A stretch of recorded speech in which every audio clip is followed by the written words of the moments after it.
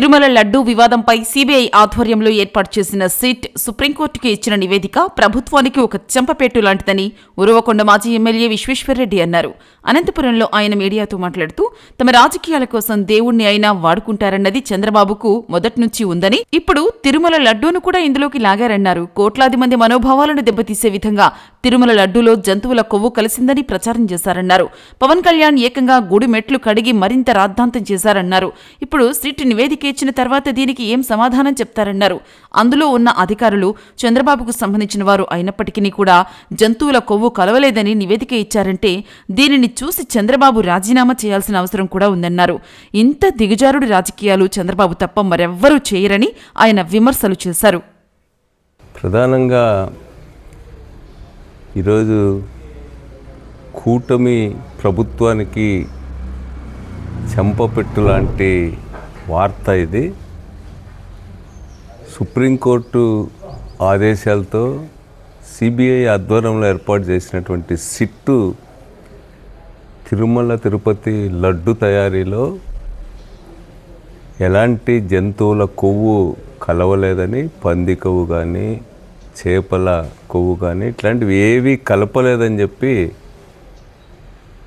ఈరోజు చెప్పడం అనేటువంటిది వాళ్ళకి నిజంగా చెంపపెట్టు లాంటిది.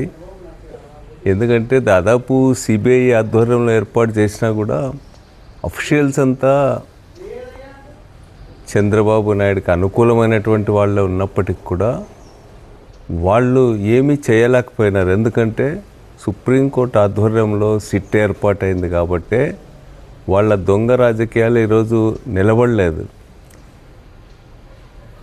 ప్రత్యర్థి పార్టీని, ముఖ్యంగా వైఎస్ఆర్ కాంగ్రెస్ పార్టీని రాజకీయంగా దెబ్బతీయాలని, తన వైఫల్యాల నుంచి డైవర్ట్ చేయడానికి చివరికి కోట్లాది మంది భక్తుల మనోభావాల్ని పణంగా పెట్టి చంద్రబాబు నాయుడు గారు దిగజారి లడ్డులో కొవ్వు కలిసిందనేటువంటి ప్రచారాన్ని చేశాడు. ఈరోజు లడ్డుల తయారీకి ఉపయోగించే నెయ్యిలో ఎలాంటి కల్తీ లేదని చెప్పి ఎన్డీడీబీ లాంటి సంస్థలు, దాదాపు 4 సంస్థలు కూడా నిర్ధారించి శాస్త్రీయంగా ఇచ్చినటువంటి రిపోర్ట్ ఆధారంగా ఈరోజు ఛార్జ్షీట్ తయారు చేశారు. దాంట్లో ఎలాంటి జంతువుల కొవ్వు కూడా కలవలేదు అనేటువంటిది స్పష్టంగా చెప్పడం జరిగింది.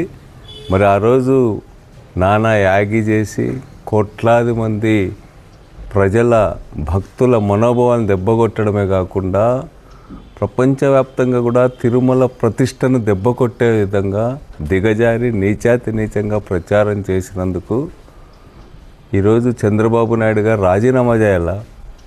చంద్రబాబు నాయుడు గారు వాళ్ళ పార్టీ ఆఫీసులో ఇట్లాంటి ప్రకటన ఇవ్వడం అనేటువంటిది ఒక ముఖ్యమంత్రిగా 45 ఏళ్ళు పనిచేసినటువంటి వాళ్ళ ఇంత దిగజారి మాట్లాడడం అనేటువంటిది రాజకీయాల కోసం దేవుడినే కాదు ఎవరినైనా ఉపయోగిస్తారనేటువంటిది స్పష్టంగా బట్టబయలైంది.